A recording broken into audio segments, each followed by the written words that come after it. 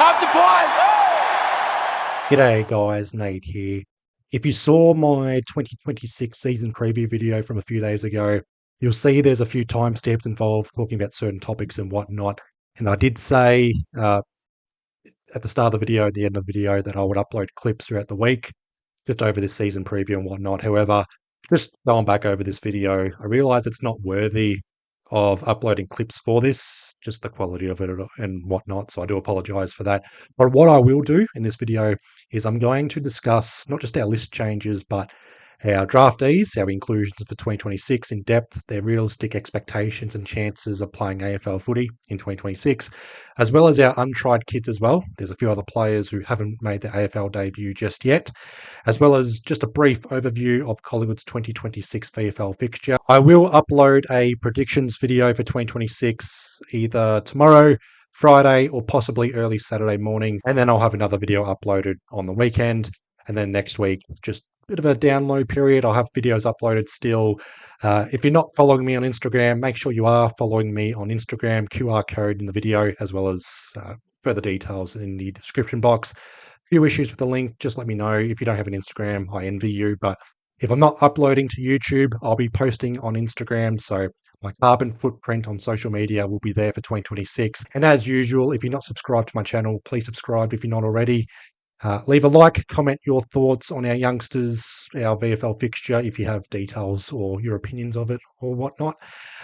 Cheap plugs and whatnot out the way. Waffling on, let's just get into this video. So we've got 10 Collingwood players who haven't played AFL footy just yet. We also have one player who hasn't made their club debut for Collingwood, that's Jack Buller.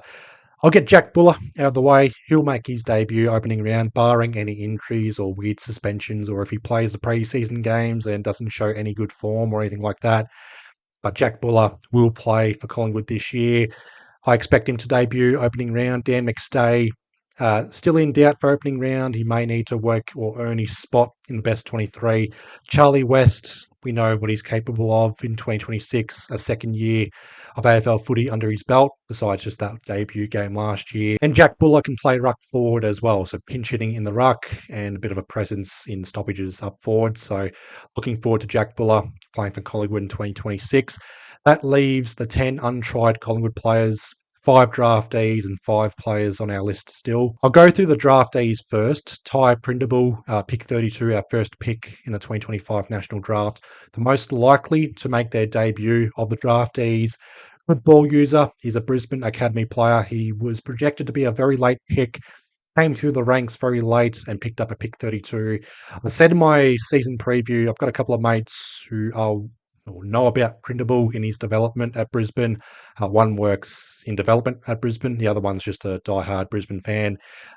We've got a quality young player here. He can play midfield, inside, outside, plays on the wing or plays across half back. Very good ball user.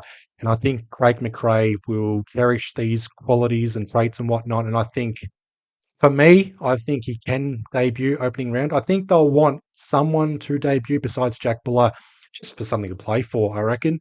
I don't want to go into opening round with our best 23 from last season, hoping to go 1 or 2 steps better. We need to have an eye on the future. Even if that means going a step or 2 back, we can still challenge and beat the best, but I think we need to also have an eye on the future in 2026. And I think someone like Prindable, not a matter of if, but when he makes his AFL debut, and I think he'll make his debut fairly early. I think opening round. If it's not opening round, I doubt it's for round 1. He may have to debut, or for Collingwood at least in the VFL. Again, I'll talk about the VFL a bit later, but Prindable, I expect, will make his debut fairly early for Collingwood. Second draftee, Sam Swadling, another midfielder. He's more of an inside midfielder, accumulator. That's probably his best description of Sam Swadling, an accumulator. Finds the footy well. Again, we need dance partners for Nick Dacos in the midfield long term. It won't happen overnight. We've got Ned Long as an enforcer in the midfield. Jordan De Goey, hopefully his body's right in the midfield. Harry Perryman, need to see him in the midfield more. And obviously there's Josh Dacos that can go in there. I'm not talking about Pendlebury, side bottom, or even Crisp. Obviously they'll play midfield, but we need to look again at the youngsters for 2026. Need to build on this midfield group. It is a bit of a weakness for us, particularly in the latter half of 2025. I'm leaning towards likely for Sam Swadling making his AFL debut in 2026. It won't happen early unless he's kicking the door down at VFL level or in the pre-season games, Or worst case scenario, we've got injuries at AFL level. Or the very worst case scenario is the cliff is coming and they just look at our kids or play the kids. But I think Sam Swadling can make his AFL debut in 2026. It won't happen early, but I think it will happen eventually. The next draftee, Zach McCarthy, Oakley Chargers, academy player for Collingwood, ruck forward, but he's ruck forward depth for us. He'll be behind Oscar Steen in the ruck. He'll be behind Charlie West as well. He's probably level with Noah Howes so far, untried at AFL level. He's a long-term prospect. I'm going to lean towards unlikely to make his AFL debut, barring any senior or serious injuries to guys like McStay, Buller, West, even some like Membry as well. Or if they decide to go with McCarthy over Steen in the ruck, but I expect Zach McCarthy to bide his time in the VFL. Unless he's dominating at VFL level, I won't be surprised if Zach McCarthy is a long-term prospect and makes his debut 2027 and beyond. Angus Anderson, the last of the national draftees for Collingwood, mature age pickup. I'm going to lean towards the most unlikeliest to make their AFL debut for Collingwood in 2026. He's out of contract in 2027, barring any major injuries. This is more towards the cliff coming, or if it gets to a point where we are just terrible at contested footy or terrible at pressure acts and whatnot. Last resort, Craig McRae could lean towards or go towards Angus Anderson as also a bit of a selection message as well to more of our senior heads or guys like Sullivan or Roan Steele, Will Parker, or these guys who are on the fringes or kept players at Collingwood despite playing at AFL level, and he decides to go towards Angus Anderson over those players. But I don't think Angus Anderson will make his AFL debut in 2026. I think he'll show promise in the VFL. I think he can make his AFL debut eventually. I just don't think it'll be in 2026. And the last of the proper draftees is Jai Saxena. We had 4 draftees in the national draft, and Jai Saxena was a Category B rookie pickup, another academy player for us from the Oakley Chargers. He's got a bit of pace, something we need up forward. No Bobby Hill for the long-term future for us. Will Hayes is there. Harvey Harrison making his return. Bo McCreary in doubt for opening round as well. And you never know with guys like DeGoey and Lockie Schultz and how their bodies hold up. Jamie Elliott playing every game last year. I doubt it happens again in 2026. So there is an opening there for Jai Saxena. He would need to prove himself at VFL level, just like Will Hayes. He's probably on par or level with Will Hayes for the zippy small forward role. Again, it's going to take a bit of time. Saxena is out of contract in 2026. It's going to be harsh if he's delisted, but I do think Saxena, like McCarthy, is a long-term prospect. Give him time, and I reckon he will play on for Collingwood next year. I'm going to lean towards unlikely. Same with McCarthy. I think he's got more chance of debuting compared to McCarthy to make his debut, but I'm going to lean towards unlikely. I'm not shutting the door on it for Saxena, but in terms of the draftees, I'm going to rank them. Prindable, most likely. Swadling, likely. Saxena, more unlikely. McCarthy, unlikely. And Angus Anderson, slight long shot, but I do like these prospects. It was a weird draft, particularly with what was available. We went a bit of a left field option for these guys at the time, but I do like what they're showing at pre-season.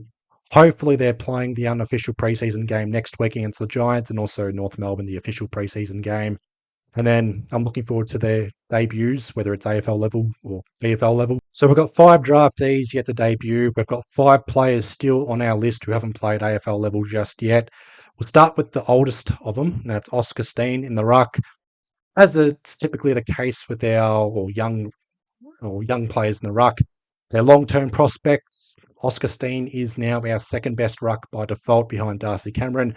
No Mason Cox in the ruck, so Oscar Steen, unless they want to go with the ruck combo, I expect Darcy Cameron to be a solo ruck, Jack Buller pinch hitting in the ruck. Maybe Dan McStay or Charlie West play there often, or pinch hitting in the ruck at AFL level, but Oscar Steen, unless there's an injury to Darcy Cameron, I don't expect Oscar Steen to play alongside Darcy Cameron in the ruck. Maybe Darcy Cameron gets rested. He did play every game last season. Highly unlikely, like Jamie Elliott, to play every single game. But Oscar Steen, what I want to see from him at VFL level is he was dominating against the standalone clubs and their rucks. But when it came to opposition clubs at AFL level or their second string rucks, he typically lost those battles. But he did show promise up the grounds or filling a hole down back and also taking a contested mark up forward. So he does have that potential to play AFL level 50-50 for Oscar Steen if he makes his debut or not. It's going to rely on Darcy Cameron, and if he's injured or if he needs to be managed. And I don't think we'll go with Steen and Cameron in the ruck at the same time. I reckon it'll just be Cameron and some pinch hitting around the ground. But for Oscar Steen, 50-50 long-term prospect. Harry DiMartia, third season on Collingwood's list, yet to make his AFL debut. Finally played a full season at VFL level last year. Averaged just under 22 disposals a game at VFL level. Now, be mindful as well, he wasn't playing midfield early on at VFL level, so technically that average is a bit harsh on him. He can average up to 25 disposals a game at VFL level in the midfield, and he's going to have to average 25 disposals a game at VFL level and maybe improve on that as well as rely on some injuries, or unless the cliff is coming, just like Oscar Steen, 50-50 for DiMartia for whether he plays AFL level this year or not. He's out of contract in 2027. If he doesn't play AFL level this year, he could be delisted but picked up on the rookie list. Hilary Smith, mid-season pickup in 2024, hasn't played a game of AFL just yet, and I'm leaning towards very unlikely, barring major injuries for our tall players. He's a ruck forward, but he's trialled down back last year as a key defender. I prefer him as a ruck forward, but we are limited for a key position or key defenders. I don't think Smith plays AFL level this year, and I'm leaning towards him being delisted, unfortunately. Noah Howe's mid-season pickup last year, 15 goals from 9 games, technically 15 goals from 6 games. He kicked his first goal in his 4th game last year for us. When he's on at VFL level, but he's going to have to rely on quite a few injuries to play AFL level. Trialled down back in pre-season, but just like Smith, I think he's unlikely to play AFL level. And last but not least, Joel Cochran, putting on size as a key defender, optimistic on his chances to debut this year at AFL level as a key defender. He was playing more up the ground at VFL, maybe half back, up the wing. Putting on size as a key defender, I'm leaning towards likely debuting this year. Darcy Moore, Billy Frampton, Reef McInnes, Jeremy Howe as our key defenders. McInnes and Howe are lacking in size, but Joel Cochran is a key defender. I think Joel Cochran can make his debut. I feel like I'm waffling on with these youngsters, but just to summarise, Jack Buller, obvious startup for Collingwood's AFL side. Printable, most likely. Swaddling, likely. McCarthy, more unlikely. Angus Anderson, probably the most unlikely of the draftees. Saxena, unlikely, but more chance of debuting compared to Zach McCarthy. And then for our players already on the list, Oscar Steen, 50-50. DiMartia, 50-50. Smith and Howe's unlikely. And Joel Cochran, more likely, but it's all a watch this space. So, yeah, spoiler alert for the predictions video. I reckon 5 debutants at AFL level plus Jack Buller. There you go. So, yeah, that's with their youngsters. I know there's a bit of flack for Collingwood, and besides Nick Dacos, who's our next best youngster? Ned Long has solidified himself in the best 23. Ed Allen is still coming on. We've got these youngsters improving in the VFL, but they need some quality, consistent time at AFL level, and we can't drop them if they have a solid run at AFL level. Ed Allen, for example, has a good game against Hawthorn, then he's dropped a few games later. Will Parker, Roan Steele, Harvey Harrison returning, Reef McInnes returning as well. Yeah, there's potential for the youngsters. As Collingwood fans, we know what our youngsters are capable of. We know their improvements and how they can develop. If you're a neutral or you're just anti-Collingwood or anything like that, you're looking at Collingwood's youngsters and going, where is it besides Nick Dacos compared to other clubs, which is fair enough, but it's also a little bit ignorant. We know what they're capable of, these youngsters, and I'm looking forward to how they develop in 2026, and we're the first to let everyone know if they come through and produce the goods. But again, they'll have to prove themselves and play well in the VFL to make a case for AFL selection. And it's a good segue to have a brief overview of Collingwood's VFL fixture for 2026. It's been released as of midday today. So just going through Collingwood's fixture for the VFL in 2026. We start the season round 1 with a bye, just like our AFL side in round 2. So it correlates with round 2. So it'll be a bye week, Pies Waffle. We start the VFL season round 2 against GWS, Victoria Park, Friday noon. So 12:10 p.m. start at Victoria Park. And then we play the Giants Friday night at Marvel Stadium. So a double header. I won't be able to watch or even attend this game, unfortunately. Round 3, we take on Coburg at Grant Park in Coburg. That's a Friday, 1:05 p.m. start. But it's Good Friday, so we play Brisbane the Thursday night. I'll have the review up of that game Friday morning, and then I'll probably attend this game. So to watch this space. April 10th is a typical bye week. That's gather round. Round 4, we take on Carlton. Friday night at Icon Park, we take on Carlton AFL the night prior. So I'll likely attend this game. Round 5, Anzac Day, April 25th, we take on Essendon, Victoria Park, 12:10 p.m. That's a Saturday. I'll attend this game. I probably won't attend the MCG or Anzac Day clash there. Round 6, we take on Box Hill City Oval. That's a Saturday, 2:05 p.m. game. We take on Hawthorn the Thursday night that week. I'm not too sure if I'll attend this game or not. The last time we took on Box Hill, we beat them in Box Hill. Round 7, we take on Geelong Park, Saturday, 2:05 p.m. It's a double header. We take on Geelong. It's Geelong's home game in the AFL. It's Collingwood's home game in the VFL. Saturday afternoon game VFL, Saturday night AFL game. Round 8, Friday afternoon, 2:05 p.m. We take on Sydney at Tramway Oval. That's next door to the SCG, obviously smaller, but it's a double header. I won't be able to watch or obviously attend this game. Round 9, we take on Werribee, Avalon Airport Oval. Bit of a trek, but I'll likely attend this game. Or we take on the West Coast Eagles Saturday twilight MCG. So I'll go to one of these games. I'm not too sure. Round 10, doubleheader with the Dogs. We take on the Dogs AFL Saturday night at Marvel Stadium. We'll take on the Dogs Widden Oval Saturday afternoon, 3:05 p.m. Round 11, we take on Casey Demons at Victoria Park Saturday afternoon. And obviously, 2 days later, we'll take on Melbourne for King's birthday. I'll unlikely be able to attend or watch these games at all, so there will likely not be a review of any of these games. That will occur in the second or mid-season review, bi-week Pies Waffle. Round 12, that's a bye, just like our AFL side. VFL side has a bye as well. Round 13, June 19th, it's a Friday night. We take on Frankston. Kinetic Stadium, we take on Port Adelaide the night after, Saturday night MCG. So weird timings for these games, but I will be able to watch. I'm not sure if I'll attend Kinetic Stadium. I'm not too sure if I'll attend the Saturday night game against Port. And then round 14 onwards, it's the floating fixture for the VFL. Not a fan of it, but round 14, we take on Richmond. It's a home game for us. I'm not too sure if it's going to be at Victoria Park or at KGM Centre. By the way, we've renamed it from AIA Centre to KGM Centre. Round 15, we take on Brisbane at home. That's during the AFL side will take on Gold Coast up there. So one of 4 games where it's either the AFL side at home or we travel interstate. Round 16, we take on North Melbourne in the VFL, so double header with the AFL side as well.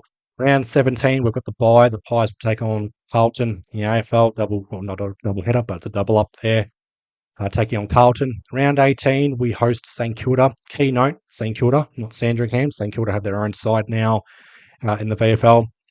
Collingwood in round 18 of the VFL will take on Adelaide. The AFL side will take on Adelaide in Adelaide. So another one where the VFL side is at home, but the AFL side is away. Round 19, we take on Geelong. That's another double header with Geelong. It's the first of the VFL double ups, unfortunately. I say unfortunately because we've got 2 double ups in the VFL, and there's 5 teams we don't play at VFL this year unless we take them or face them in finals. Round 19, we take on Geelong and AFL as well. AFL MCG, we take on Geelong. That's Geelong's home game in the VFL. It's either going to be in Geelong or as a neutral in Footscray, preferably in Geelong, just to help out Geelong there. Round 20, we take on Essendon, most likely Windy Hill. Most likely, definitely at Windy Hill. We take on West Coast at Optus Stadium during that week as well. So VFL at home, AFL away. And then the final game, or the final home and away game of the VFL season, we take on Port Melbourne, just like last year. The Pies will take on Hawthorn at AFL level. So I'm not too sure if it's a double up or double header or whatever, but the floating fixture from round 14 onwards to watch this space. We take on Geelong and Essendon twice in the VFL, and we will not play Tasmania, Gold Coast, Southport, Sandringham, or Williamstown in the home and away season unless we face them in the wildcard round or finals. I haven't played Tasmania. We beat the Gold Coast last year in a close one. We beat Southport by 9 or 10 points last year.